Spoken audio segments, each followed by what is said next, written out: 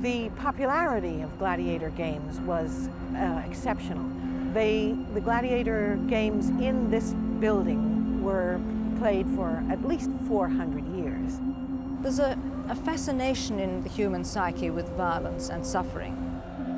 I happened to call in at a midday show in the amphitheater, expecting some sport, fun, and relaxation. It was just the opposite. By comparison, the fights that had already taken place were merciful. Now they really got down to business. It's sheer murder. In the morning, men are thrown to the beasts. At noon, they are thrown to the spectators. Seneca. We ask all the time, could we be like these guys? Could we sit around 50,000 people in a great building watching someone die, cheering? Gladiatorial combat is termed blood sport. This means a sport where blood is shed. It is not a sport just to the point where a winner and a loser is declared. It must end in the death of one of the contestants.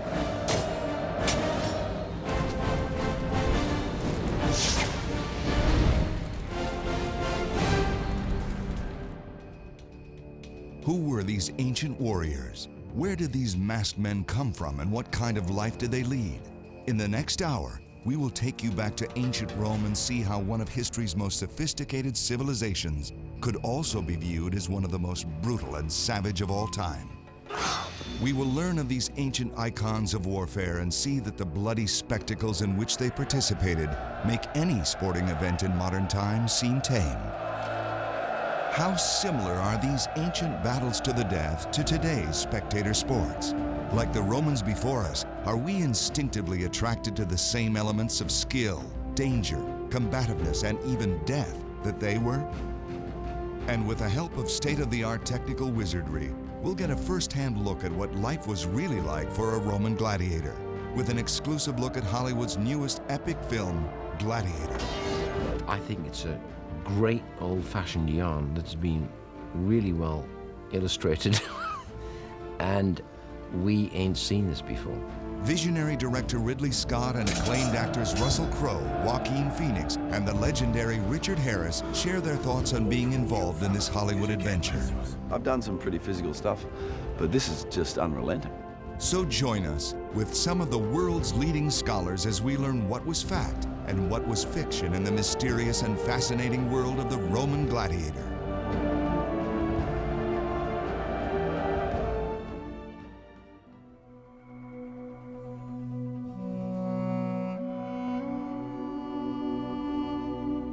To suffer myself to be whipped with rods, burned with fire, or killed with steel if I disobey. This was the gladiator's oath, words that sent men and women into a world of banishment, isolation, and potential grisly death. Ironically, these were also words that brought a select few great fame, wealth, and freedom. The gladiator is the lowest of the low. He is below the horizon socially. Literally, he was unspeakable. Nobody could talk about him. We are told the gladiators are the most sexually desirable people in the empire. It's like being a modern superstar. Gladiators are fighters who are developed as a trade, as a business. They were trained to give good entertainment to the people.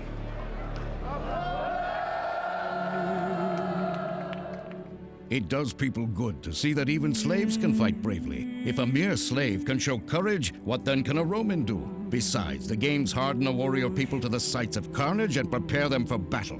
Cicero.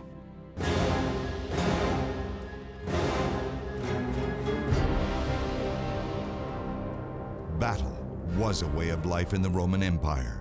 The carnage experienced on the front lines of combat reached deep into the Roman psyche. I think it's obvious that a big conquest state that controls an enormous swathe of the face of this earth depends on the exercise of brute force. So, in that sense, brutality is part of their society. The origins of the gladiator come not from violent public entertainment, but from ancient Etruscan funeral processions that made sacrifices to the gods of the underworld in honor of the deceased. So to begin with, games are always strictly associated with the death of a member of the family. And then, as the political bonus of giving games becomes more and more apparent, they start to look for excuses. It's not just the death of a father, it's the death of an uncle, it's the death of a cousin. And people remember, oh, my dad died 20 years ago. I'd better celebrate his death now, because now is when I'm putting in for political office and I want to be popular. This is taking that human sacrifice and making it a little more entertaining for those who are attending the funeral. You have frescoes in the Etruscan tombs where you see fights between, for instance, one man with a bag over his head who can't see what he's doing, and another man who has a nasty dog on a string.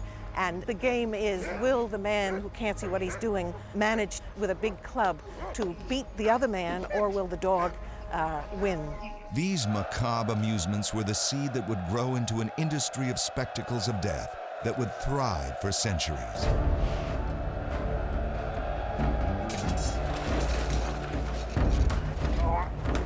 Until this point in history, human killing had only been accepted in wartime. Gladiators became the first human sacrifices in the name of public entertainment. So who became gladiators? Where did they come from, and what was their life like? I gladiatori erano o degli schiavi. Gladiators were either slaves, prisoners of war, people who were condemned to death, or free men who had fallen in hard times. They chose this occupation to redeem themselves and to make easy money and find glory. E trovare gloria. However, there was a social stigma associated with being a gladiator. There is a technical term in Roman law, infamia, for someone who is infamous. Which meant that he could not at any time stand for office or do anything that a member of the aristocracy could do. There are various activities that made you infamis. Appearing on the stage as an actor completely destroys your social status. Being a prostitute or being an undertaker.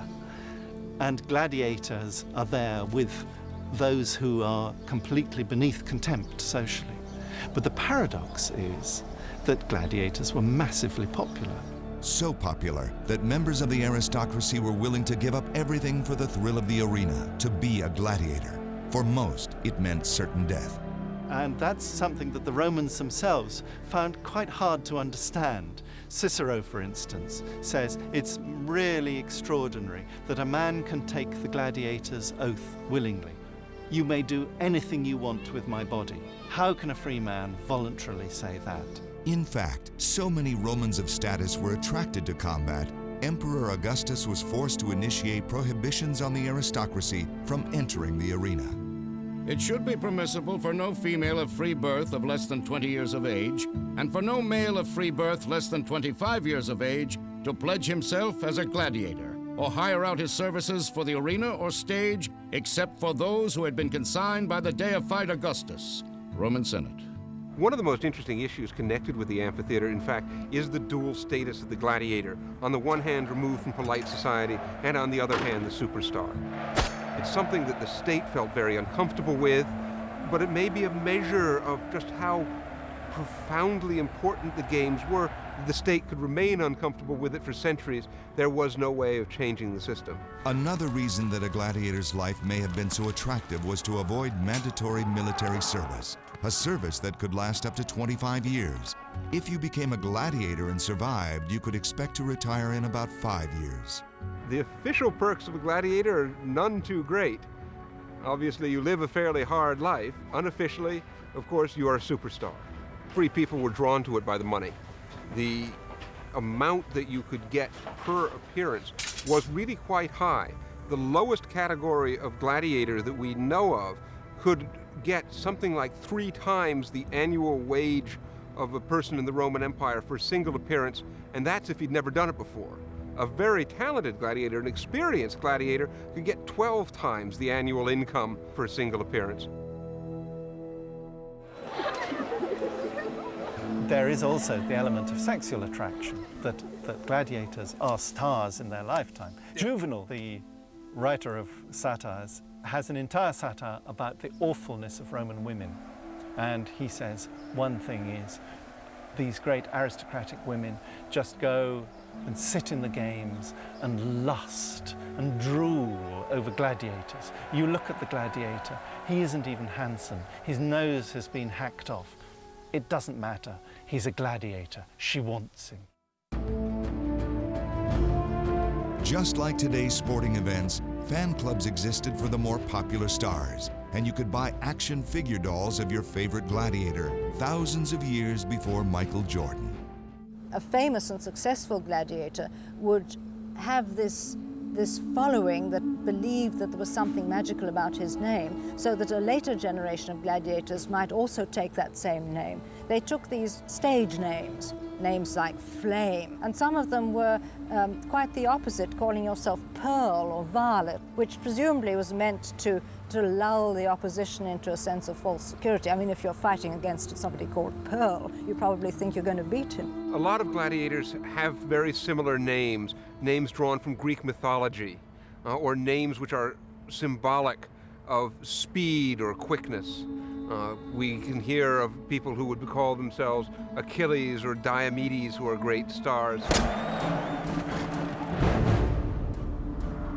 The demand for gladiatorial games became so great that in the 70s BC, a system was set up to formally train large numbers of gladiators to meet the voracious demands for games all across the empire.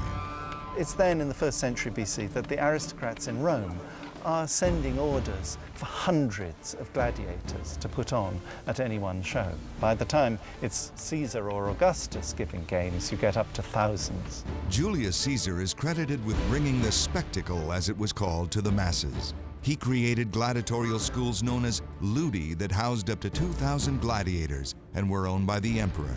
Professional fighters lived in groups with slaves and prisoners of war. The whole unit was called a familia. Life in the ludi was Spartan. A gladiator slept on a straw-filled mattress in a bleak cell. The walls still bear testimony to their daily lives. Most important was a record of their performance in the arena. Every gladiator has their score sheet. They remember exactly how many fights they've been in, exactly how many times they've won, how many times they've been let off. And the more you've won, the higher your status is.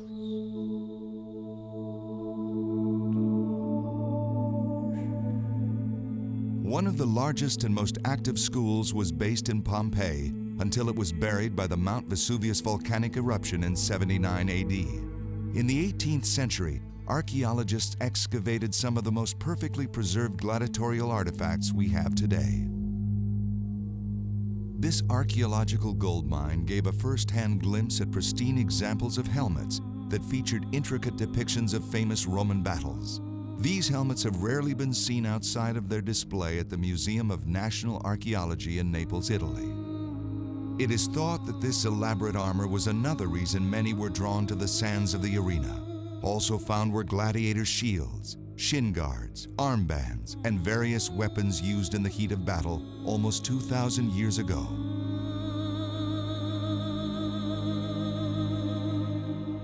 The symbol of the Senate, all the power of Rome.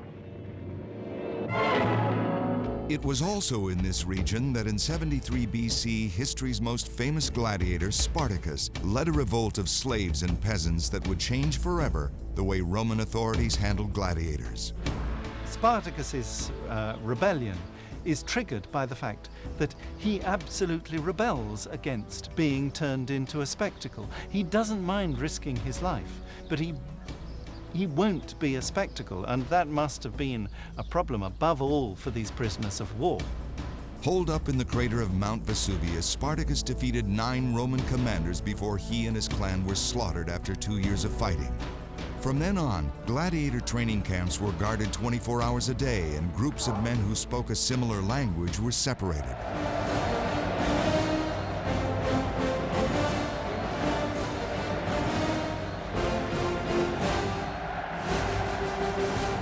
The profession entailed a lot of risks, and it also obviously entailed a great ego trip, I guess, in that when you were out there fighting in front of 50,000 people, I suppose you went in there to prove how exceedingly good you were. Look at gladiators who are either ruined men or barbarians. See how men who have been well trained prefer to receive a blow rather than basely avoid it. How frequently it is made evident that there is nothing they put higher than giving satisfaction to their owner or their people. Cicero. There's great discussion about the bravery of a gladiator. As long as the gladiator is brave, you wouldn't normally kill him. And this was regarded as a natural reaction. Courage, you feel some sort of sympathy with the person, you applaud them, and therefore you give them their life back again. The Roman Empire's obsession with gladiators permeated all levels of society. Even the emperor had a favorite. In Pompeii, archaeologists uncovered a fan's graffiti of two pairs of battling gladiators. You can see their names up above them. There's Severus, there's Albanus fighting away. You can actually distinguish the different types of armor they've got. Another example of the pervasive influence of gladiators on everyday lives can be seen in these common household terracotta oil lamps, which are decorated with illustrations of gladiators and their accessories.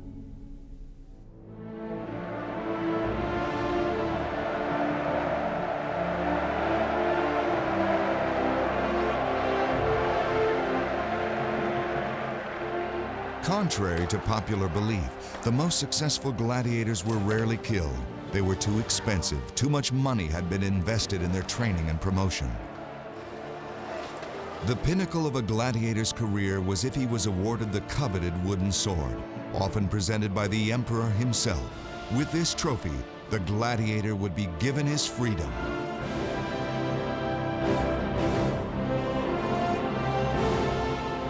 Another way to freedom would be to buy it. Although gladiators were slaves, they were allowed to keep a percentage of their winnings. Many freed gladiators returned to the arena because they had become accustomed to its fame and fortune. Like sporting superstars today, very few reached the upper echelon. For most gladiators, every match was a fight for their lives. One can only imagine what went through their minds as they walked this tunnel to what may have been their last appearance.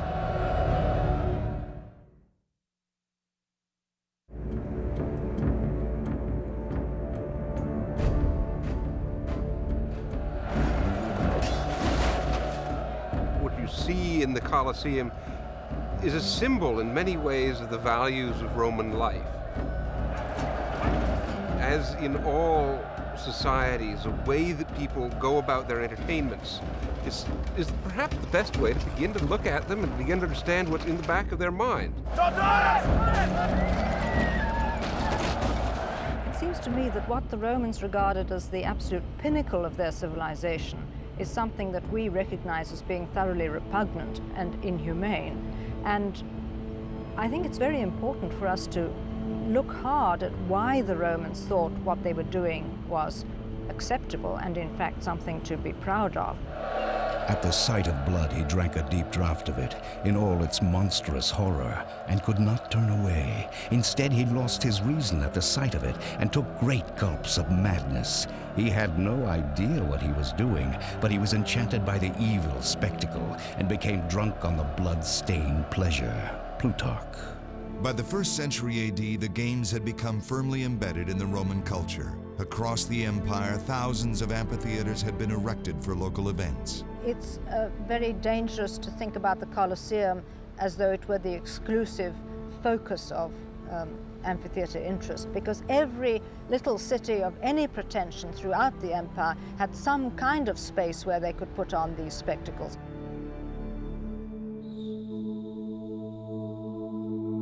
Other than the Colosseum in Rome, one of the largest arenas constructed for the games is in Pompeii. It is the oldest surviving amphitheater in the world. This inscription records the building of this amphitheater in 80 BC, and it's the earliest we have. At the time, they hadn't yet invented the word amphitheater, and they call it a spectacle, spectacula.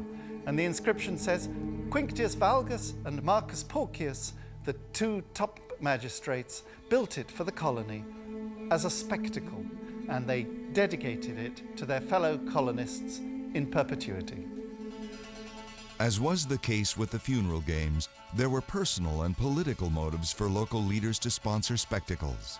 And of course the payoff for them was that it became part of their legacy to their town. Particularly in a pre-Christian culture where there's no guarantee of an afterlife, it's terribly important to do something now for which you can make certain that you get remembered. Evidence of this can still be found on the ancient grave sites in Pompeii. In the Street of Tombs outside Pompeii, you can still see the link that existed between gladiatorial games and funerals. On them, you could find depicted the gladiatorial games that were fought during their funerals.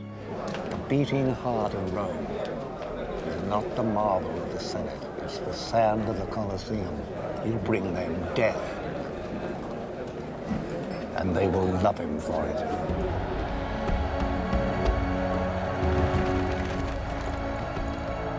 Emperors kept the population of Rome happy by putting on these games. It is a way of keeping you away from the more important issues, but on the other hand, it becomes part of its own political system. To give you an idea of the enduring popularity of the games and the demand for their existence, these spectacles flourished in the empire for almost 700 years, from 264 BC to 400 AD. A lucky spectator attending the events could expect beast hunts in the morning with exotic animals from around the world, public executions at noon, and the highly anticipated gladiatorial battles in the afternoon. You don't just have the games, you have all sorts of ceremonial attached to it. You have a great big procession when all the gladiators dress up in their finest rig.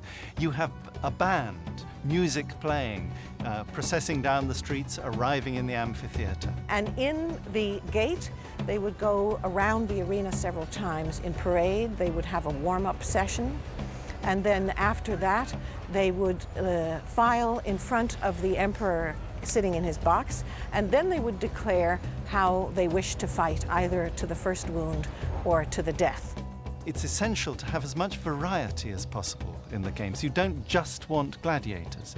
You also have acrobats, tightrope walkers. You then cross over between different types. You see if you can get elephants to do tightrope walking.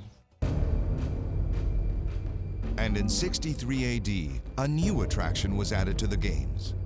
There were female gladiators. They were regarded as an absolutely special treat.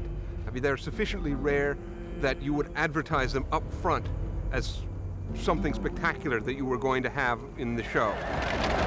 Part of the interest, of course, would be that they would fight with at least one breast bare. And you obviously would go partially to see very attractive women in very scanty clothes fighting with each other. The Romans wouldn't have wanted to see a woman fighting a man because it would be an unequal combat and there would be no fun in that.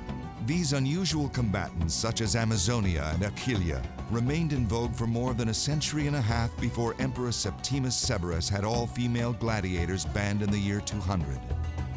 Advertising was important in ancient times. Filling the Colosseum was no problem, but in the outer provinces, attracting enough people to fill a 20,000-seat arena, like this in Pompeii, was a challenge. The entire population of Pompeii was only 10,000. This is the facade of a house that's on the main street of Pompeii, and originally it was absolutely covered with advertisements for games. There will be a procession, a pompa, a venatio, a beast hunt. There will be awnings over the amphitheater, vela. There will be a special kind of beast that leaps upon people who wear turquoise. Also, town criers were used, and a common practice was to advertise on tombs. This, in Pompeii, announced upcoming games that would have 20 pairs of gladiators. In one well-advertised contest in 59 AD, a bloody riot broke out between the citizens of Pompeii and the neighboring town of Nuceria.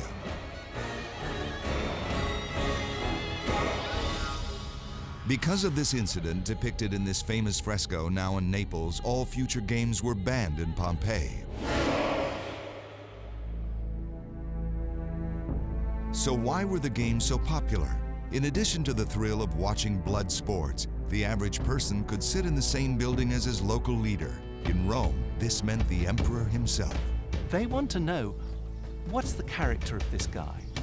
Is he actually a responsible sort of man who ought to be an emperor, or is he a beast? Has he got cruelty built into him? Is he enjoying it too much? The violence was obviously part of the attraction, and we can tell that from so many images which show actual flow of blood and wounds gushing and so on. Mosaics that sponsors put on their floors to demonstrate to their clients that they had sponsored this magnificent spectacle. And after one bite, Satyrus was so drenched with blood that as he came away, the mob roared and witnessed to the second baptism. "You have taken a good bath!" This was the traditional cry with which an audience greeted the flow of blood. Perpetua. The popularity of seeing death, watching death, is a very, very curious phenomenon. Remember that in the ancient world, people lived with death all around them all the time. It was a very violent world. Your life was very short. There were no pain-killing medicines. You lived a very violent, difficult existence. So watching gladiatorial fights was, in a way, watching it happen to somebody else instead of to you.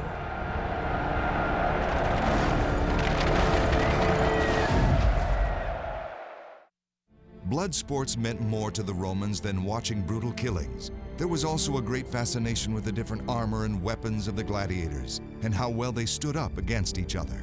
You could have a retiarius who was very vulnerable because he had no armor at all, except for a very small shoulder guard. And he was pitted against a heavily armed gladiator who was virtually impregnable, but of course weighed down by his armor, so he couldn't have the mobility that the retiarius had. The retiarius, or netman, carried a trident, a dagger, and a net with edges that were weighed down with metal balls like a fishnet.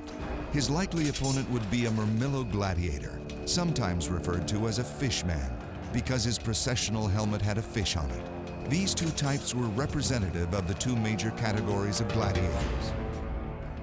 There were the paramulati, who had small shields and light armor, and the scutati, who had big, heavy shields and much armor. Within these categories were gladiators that fought with a very specific style and dress based on nations the Romans had conquered in battle. Also, you could fight on horseback, and those are the andabati, who would go into the arena with a blindfold on themselves and on the horse, and they would just go at each other, whacking right and left and waiting to see which bit they chopped off. The most common encounter was a simple duel between two gladiators. There's evidence that amphitheater bands were present to play music to match the mood of the match, almost like a music score for a feature film. A top-ranked gladiator would rarely ever face a foe of equal skill. The most popular stars fought only on rare and important occasions, anywhere from 1 to 5 times a year. Gladiators are highly trained professionals. You have to pay a very substantial fine if you get the gladiator hurt. We get a figure as much as 50 times the rental price. There's a controversy about how many gladiators actually died fighting in the amphitheater. Some people would put the figure as high as 50%. I prefer a figure somewhere between 5 and 10%. It is a fact that gladiators did die. What is not known is the exact manner in which a gladiator was ordered to kill his opponent. Well, we know that when a gladiator had acknowledged defeat, the umpire would appeal to the spectators for a signal as to whether they believed the gladiator deserved a reprieve or whether he had not fought well enough and must therefore be dispatched. If the crowd approved of the way he fought, they would yell, "Missa, missa, he's dismissed, he's free." If instead they did not approve of the way he fought, they would yell, "Jugula, jugula, get him in the jugular vein." The person who has the final decision on life and death is the editor of the games, the man who's put them on. In many cases, that was the emperor himself.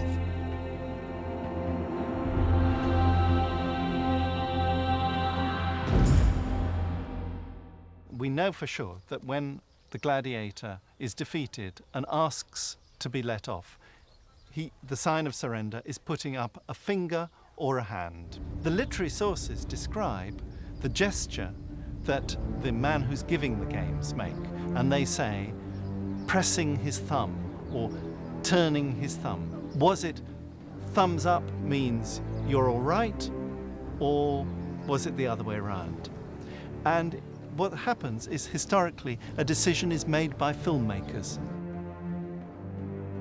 and the thumbs up sign comes out of a filmmaker's picture of the Roman world, which then becomes a universal sign for, okay.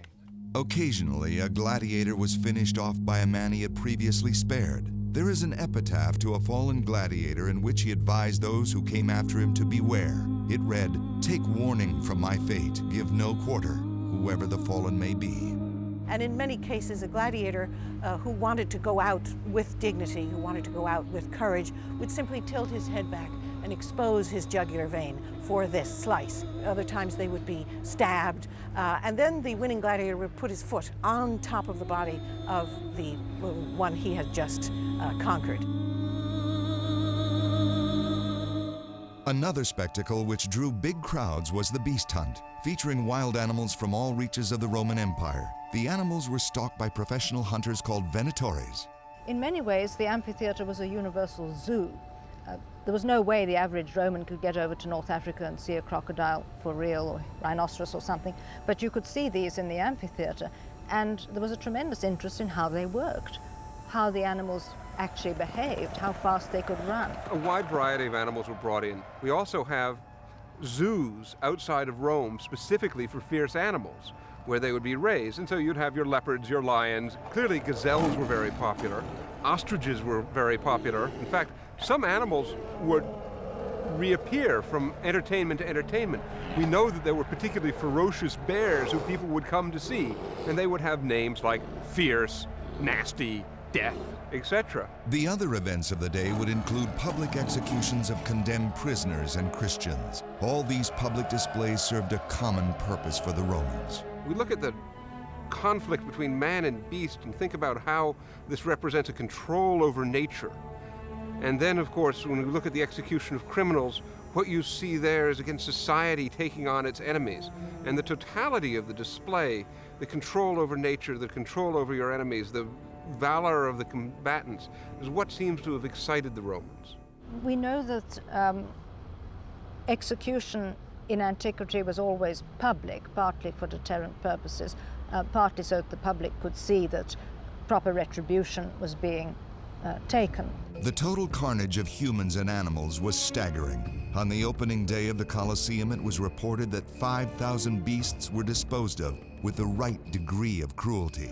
And what of the gladiator?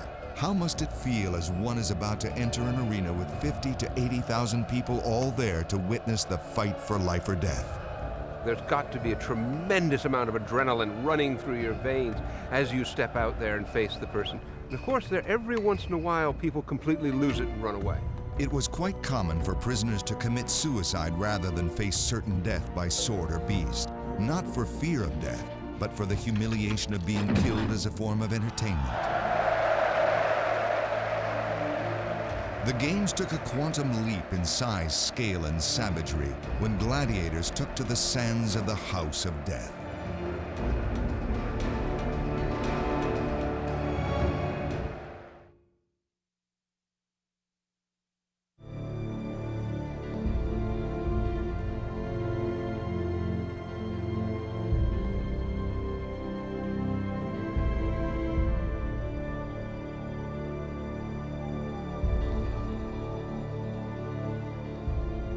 A condemned criminal who, hanging on no unreal cross, gave up his vitals to a Caledonian bear, his manual limbs still living, though parts dripped gore, and in all his body was nowhere a body's shape. Martial.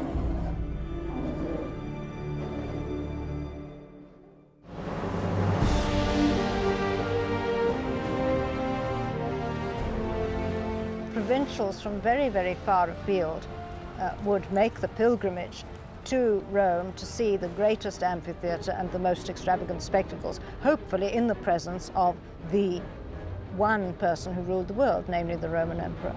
The Colosseum is an absolute feat of engineering. Simply in terms of design and execution, it is one of the greatest Roman achievements. And the paradox is that with all this technology, what they're creating is a machine for killing. It was built to make a statement, and it was built to last. For 20 centuries, we have marveled at its design and have been drawn to it with thoughts of the death and pain that this monument produced. Your Excellency, pleased to give you the Legionnaires of Scipio. The building was opened to the public in 79 AD and was called the Flavian Amphitheater, named after the Flavian dynasty which replaced Nero. In fact, the Colosseum was built directly over Nero's private lake. So by building this Colosseum here, you're giving back to the people all of this piece of downtown real estate, and you're taking private imperial property and opening it for public use. It is also one of the greatest expressions of imperial power just because of the sheer size of the building. The building covered 6 acres, stood 160 feet high, and held anywhere from 45,000 to 80,000 spectators depending on standing room. The Romans wasted no time in offering the biggest spectacles ever staged for its citizens. Rome is the entertainment capital of the world. It is where all the best performers are going to be. It is where the center of entertainment, where the standards are set. It's the LA of its time. In celebrating the opening of the amphitheater, Emperor Titus gave games for 100 straight days and boasted of the 9,000 animals that were killed. Trajan gave one set of games that lasted an amazing 122 consecutive days, in which some claim 11,000 people and 10,000 animals were killed. The scale of these imperial performances is absolutely stupendous. Augustus puts in his will the precise numbers of gladiators that performed in his reign that he paid for, and that is 10,000. Emperors, in a sense, have to compete with each other, with the memory of the games that other people have given. You don't want to get a reputation as a cheapskate. You've got to do at least as well as your predecessor, if not go one better. And if Julius Caesar did what some experts believe was possible, he stunned the Romans when he had the floor of the Colosseum flooded to stage extravagant sea battles reenacted with ships manned by slaves and prisoners. To make it more interesting, the ships would be set on fire as the men battled for their lives. Whether these naval battles ever took place is hotly debated amongst the scholars. It doesn't seem that you could flood the Colosseum. I mean, it's got a wooden floor. If you tried to pour water into it, there's no clear way how you could get it out, and it's not actually clear how you could hook it up very easily to get it in. You can't stage a naval battle in the Colosseum as we now have it, because the underneath part has been turned into beast cages. But in the very beginning, when it was first built, that underneath part hadn't yet been constructed, and at that stage it was possible to flood it. The Colosseum became the template for all other major amphitheaters, and we see later amphitheaters copying the kinds of things that the Colosseum pioneered. And particularly one thinks about the subterranean structures. Beneath the floor of the Colosseum, you'd find a maze of corridors, ramps, lifts, pulleys, cages, and trapdoors, manned by hundreds of slaves to coordinate precisely timed theatrical surprises.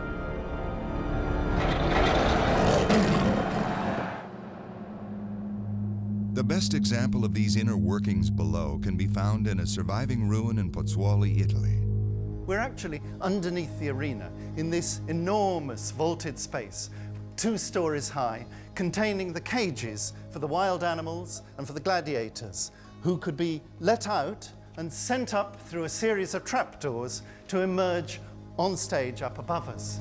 I think it's important to realize how seductive the amphitheater was. All of the pomp and ceremony, the extravagance of it all must have been addictive. 50,000 Romans watching every movement of your sword, willing you to make that killer blow.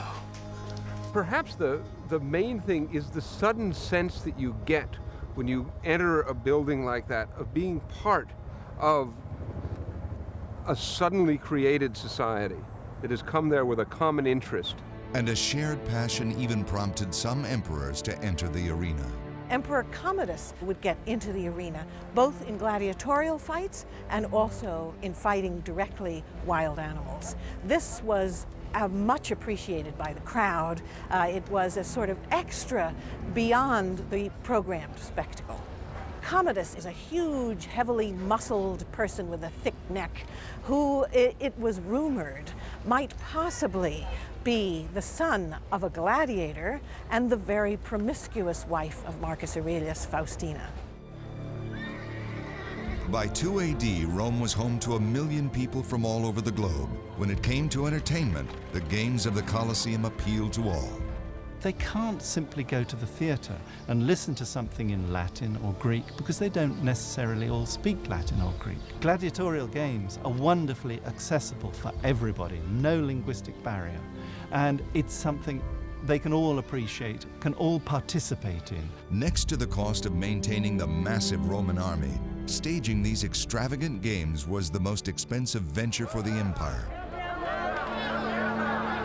The games were a multi-million-dollar industry in Roman terms, and there was a huge investment in the entire infrastructure, not just the supply of gladiators and beasts, but also the cleaning of the Colosseum. The whole of the outside of the amphitheater was ringed with service buildings. This included the scenery building, the hospital, the armory, and the huge disposal pit for all the corpses, both animal and human.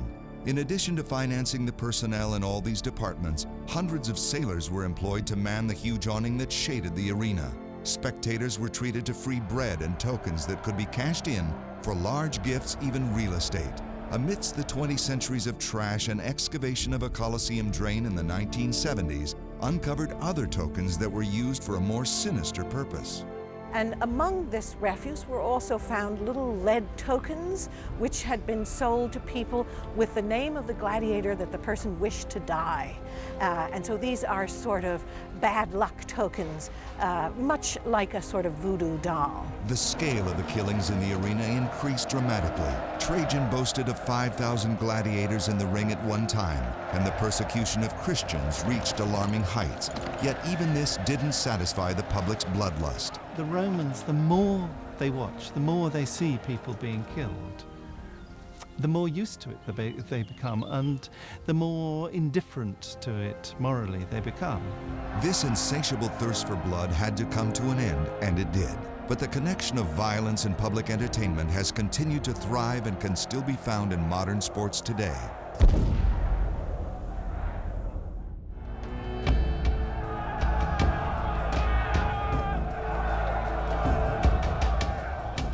Years ago, the Roman masses were drawn to the spectacle.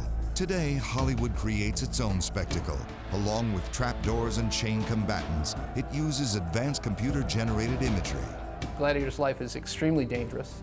We had to do some of the very dangerous things that gladiators do that just couldn't be done without visual effects. I was drawn to those animals. Just like fascinated by them. Lions and tigers. Pretty special. You just keep on going.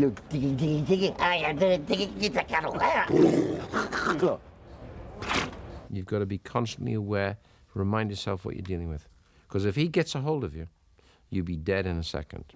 Russell Crowe worked very closely with the tigers. A blue screen was used to remove the animal trainers, and other digital elements enhanced the reality of the scene. We replaced the team that was holding the tiger. And we also did some atmospheric dust where we dusted up the whole plate and did things like extend the shadows to make it look like the Russell Crowe and the tiger are nearly in contact.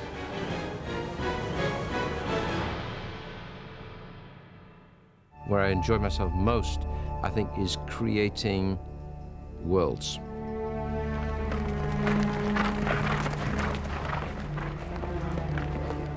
Sometimes new worlds, i.e. science fiction, or recreating worlds which is historical. And this is a world I hadn't ever thought about. I mean, how often you get to build the, Colosseum, do the German front in the Danube where you have thousands of troops fighting.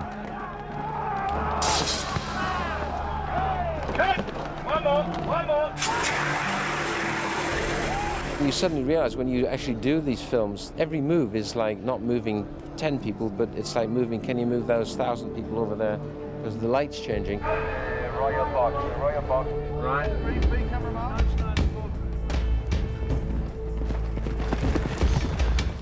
It's been a long time since a film of this subject matter has been made on this scale. Crowe and director Ridley Scott are part of an impressive team making the first Gladiator film since Spartacus 40 years ago. It's going to be a magnificent marriage of old-fashioned filmmaking values and absolute cutting-edge technology in terms of the computer work that we're doing on the film. At my signal, Unleash hell.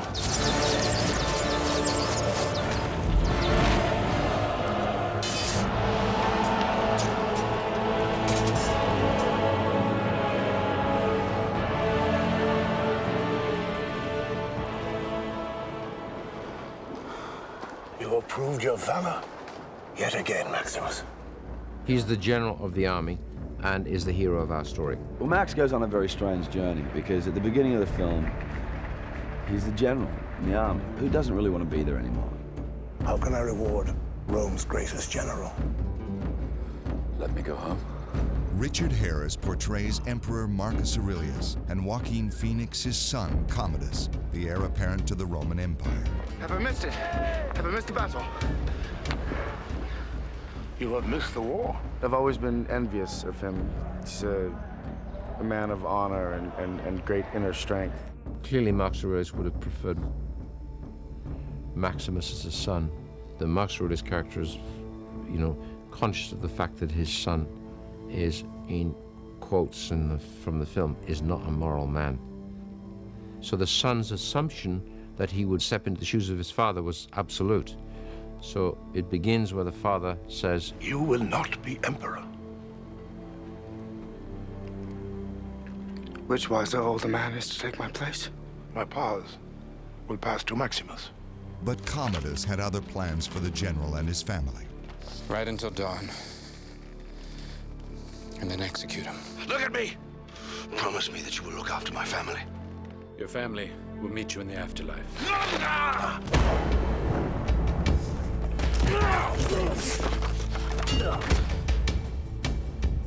So from being a general who's in control of, 10,000 troops, is now shackled, being sold off as a slave in a market in Morocco. He then realizes the only way he can stay alive is to kill. So he has to bring what he used to do as a professional, if he becomes a really good gladiator, that he can get in front of this guy and exact his revenge. The young emperor has arranged a series of spectacles to commemorate his father, Marcus Aurelius.